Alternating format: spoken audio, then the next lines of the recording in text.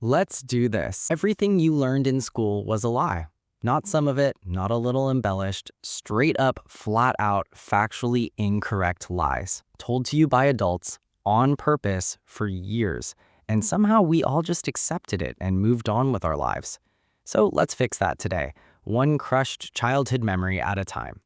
First up, and this one's gonna ruin a lot of dioramas, Vikings never wore horned helmets. Not once, not ever. There is not a single piece of actual archaeological evidence anywhere of a Viking warrior strapping on a horned helmet before heading into battle, which, if you think about it for even 5 seconds, makes total sense, because horns sticking out of your head are an incredible way to get your helmet yanked off or your skull caved in by literally anyone standing next to you with an axe. The horned helmet thing actually comes from a 19th century costume designer working on a Wagner opera who thought it looked cool and dramatic on stage, and then that image just got copy-pasted into pop culture forever. So every Halloween costume, every cartoon, every football team mascot with horns, all of it traces back to one German opera costume guy who just made it up. Next, Einstein did not fail math. This one gets repeated constantly, usually to comfort some kid who just bombed an algebra test, and it's just completely false. Einstein was actually excelling in math from a very young age and had mastered calculus by around age 15, which is the opposite of failing. That's showing off. The myth apparently started because of a mix-up involving European grading systems, where a high number meant something different in Switzerland than people assumed, and the misunderstanding just snowballed for decades. So next time someone tells you Einstein failed math to make you feel better, know that they're actually comparing you to a guy who did calculus as a young teenager for fun. Napoleon was not short. In fact, by the standards of his own time and country, he was actually about average or even slightly above average height for a Frenchman of that era. The whole Napoleon complex thing largely comes down to a unit conversion mix-up between French inches and English inches at the time, plus a healthy dose of British propaganda cartoons that loved drawing him as a tiny, furious little man, because mocking your enemy's height is apparently a tradition older than we think. So an entire psychological complex named after this guy is based on bad math and some spiteful cartoonists. Here's one that gets taught constantly, that Columbus proved the Earth was round. Educated people, sailors, scholars, basically anyone with access to a library already knew the Earth was round for well over 1,000 years before Columbus ever set sail, going all the way back to ancient Greek scholars who had already calculated the Earth's circumference with shocking accuracy using basically sticks and shadows. Columbus's whole pitch wasn't, "Hey guys, the Earth is round." It was, "Hey guys, I think the Earth is way smaller than everyone thinks, so I can sail west to Asia real quick." And he was actually wrong about that part, which is why he ran into an entire unexpected continent instead. So the guy everyone credits with proving the Earth was round was actually just bad at geography and got lucky. Let's talk about the tongue map, because this one personally offends me.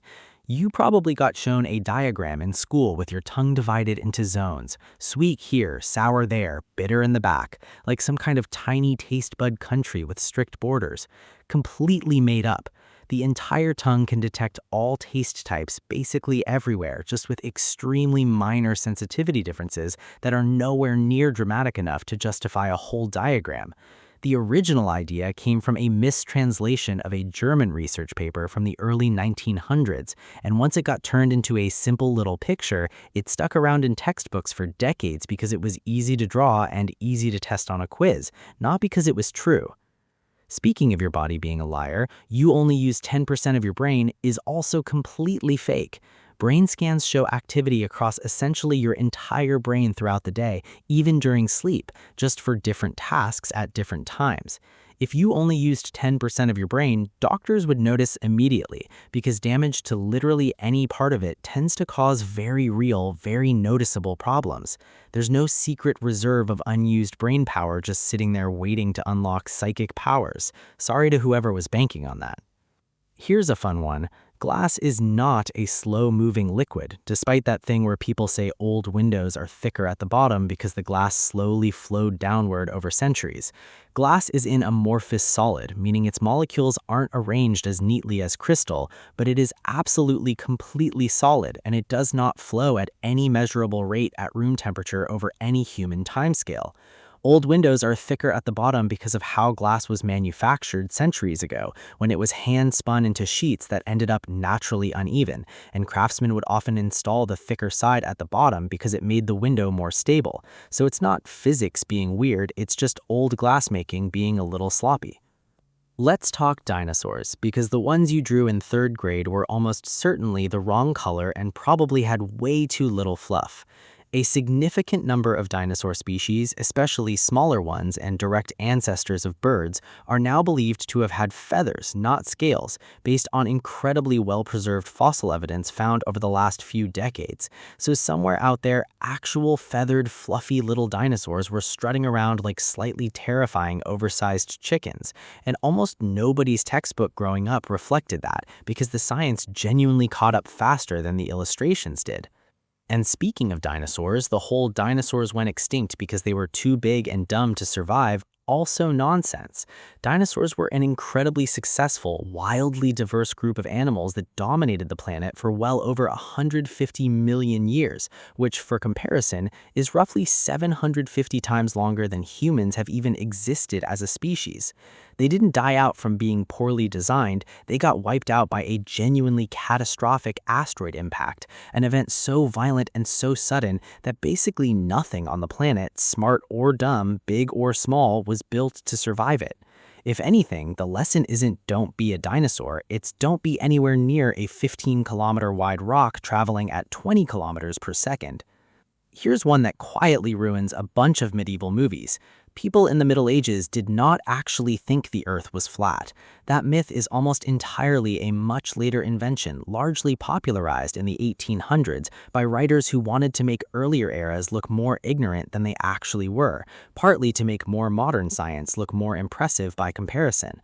In reality, educated Europeans throughout the medieval period generally accepted a round Earth, and it was even taught in universities at the time. So the whole silly medieval flat Earth peasant stereotype is basically historical character assassination against people who genuinely knew better.